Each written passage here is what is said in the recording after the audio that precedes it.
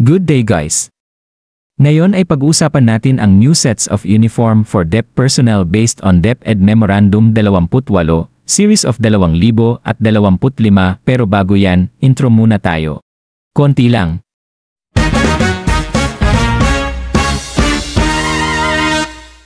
Ito ang DepEd Memorandum 28 Series of 2025 na inilabas noong March 2, 2025. Nakasaad dito na 3 new sets of DepEd national uniform designs for classroom and office-based personnel starting the transition period of the school year 2025 tandang bawas 2026. Ano-ano ba ang new sets of uniform design para sa mga office-based personnel ng DepEd?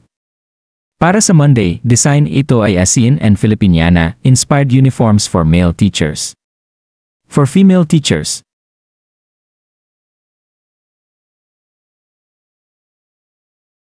para sa Tuesday at Thursday, design we for male teachers. For female teachers. Para sa Wednesday, design ni for male teachers. For female teachers.